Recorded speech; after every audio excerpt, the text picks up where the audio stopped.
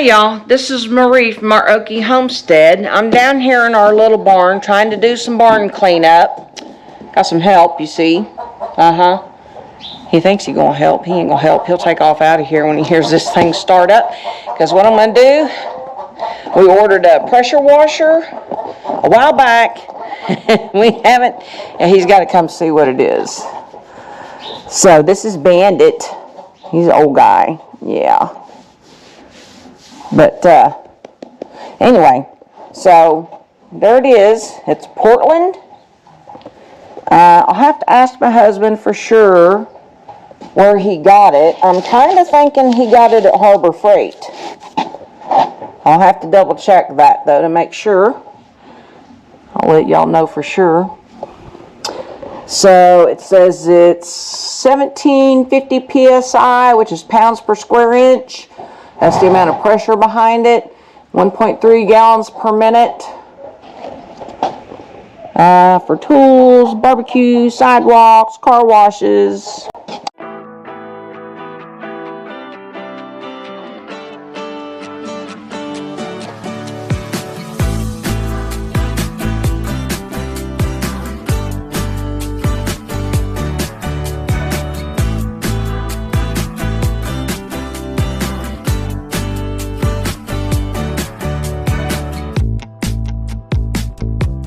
Sit down and read the instructions. The instructions, of course, they go over all the safety issues, warnings, precautions, all that good stuff. It talks about not using an extension cord with this product because it increases the risk of electric shock because the ground fault circuit interrupter won't work correctly if that's the case. It doesn't look like a super long cord, so I guess I'll find out when I undo it. I'm just glad that each one of these stalls has an outlet above them. We did that so we'd have a place to plug in the lights and the fans, and I didn't want to have to worry about like one outlet dealing with two stalls and two sets of fans and two sets of lights, so we kind of did overkill on it. So that's the great thing about that, because I can plug the cord in right there. It talks about not letting it tip over, and of course not getting any of your connections in the water. And so my thought is, I'll see when I get it put together, but I'm thinking I'm going to use a bungee strap, because I don't want to have to worry about it falling over if I'm spraying something out.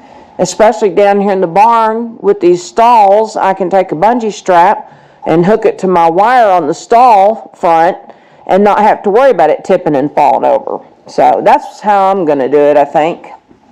So what I'm going to use it for, I might at some point use it to wash trucks. I don't know. I really need to wash the horse trailer. That thing hadn't been washed in years. But what I'm working on is stalls. I know the lighting is terrible in here because depending on which way you are, the GoPro kind of... Anyway, so all I'm doing is coming in, and we've got little wild birds that come in and they make a mess. They sit on the wire and they poop, and they sit up there and they poop. We got wasp nests, dirt dauber nests. I've already knocked some down. But I've got to come back and I'm going to clean this up, get this stall cleaned up. But you see what kind of mess they make? And there's nothing you can do about it because, well, I guess I need to get me one of those plastic owls, maybe a couple of them, to hang in here. I have to try to think something up because we're getting more and more of those little birds in here. And that's not a good thing because they carry diseases too. What I'm going to do is I'm going to get this pressure washer and I'm going to open it up, hook it up, hopefully be able to get it going without too much grief, and be able to bring it in here and clean this stuff up. I can't really spray up there right now because the gelding is in this stall, so that I'm not getting his bedding and stuff all wet. We don't want to ruin good bedding. We go through enough bedding as it is. So the main thing is basically getting as much as I can off with a quick spray down, which I'm just going to spray it, let it soak, and then I'll come back and then I'll spray it again. Well, there shouldn't be any problem with me coming in with the pressure washer, but I know it's not going to drain super fast, so I'll have to make it like a super fast job of trying to clean it up. I'm going to use that pressure washer and try to kind of wash some of that all to one spot, so that way when it dries back out, I can scoop it up and have most of it clear again. Nice cool day, don't have to worry about bees and wasps. Only thing is, if you're using pressure washer, it can be chilly. And I've been trying to get the barn cleaned up again, because I definitely want it all cleaned up before the weather turns warm enough that I have to worry about the bees and wasps again. So part of that is going around stall to stall and knocking down dirt dauber nests and any wasp nests that I find, because they tend to come back to the same places where they were raised. So it's better to just go ahead, see, wasp nest, get in here and get everything knocked down, and then go ahead and build a pressure wash and clean this up some, and let it sit for a day or so after I wash it, and then be able to move on to the next stall. I'll have to fix this stuff later, but the pressure washer, hopefully I can get that stuff washed out of those crevices. But gotta watch him. I'm probably gonna shut this door, and then that way if I accidentally spray, it's not gonna hit one of the mares where they're standing there eating hay. So, and Bandit's just loose. I'm coming in trying to clean it up some, but you know, I swept it all out yesterday. Well, I shouldn't say swept. I used the muck fork to get all the excess hay and stuff up. But every single day, I mean, I put hay out, and I use, what I do with it? I use the Rubbermaid cart. We use that to carry the hay so that we don't make as much of a mess. But the hay is like really, just falls apart real easy, you know, and it's really good hay. And so I sure ain't complaining, because it's excellent hay. So, it's always a mess. It's always a mess. I just, we do what we can. But yeah, the little wild birds come in, and they can actually perch on this wire. And so they'll sit right there, either facing in or facing out. And so you got the poop coming both sides of your wall. So I'm going to hit this one first, get it done. I have never used it, so we're fixing to find out how good of a job it's going to do. Just need to get rid of some bird poop and get this stuff kind of cleaned up again. Now, I couldn't spray this off really good because it would have been spraying into his stall and messing up his bedding and stuff.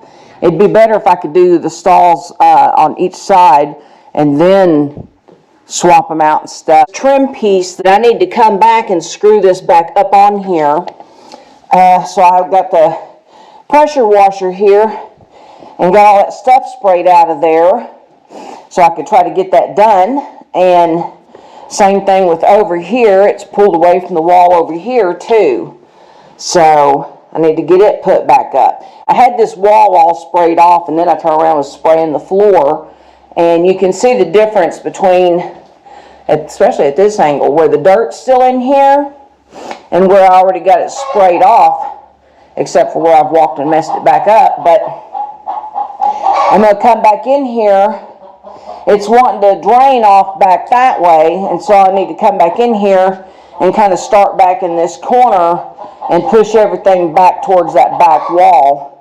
And then once I get it all collected into one area, then I can come back with my scoop and scoop up any debris that's left, and then go ahead and rebed it. So this is going to be our backup stall. If we have to bring one of the mares in for some reason or whatever. We brought Josie in a couple nights. So the stalls, I want to be able to keep a backup stall, so that's why I'm trying to get this one cleaned back up.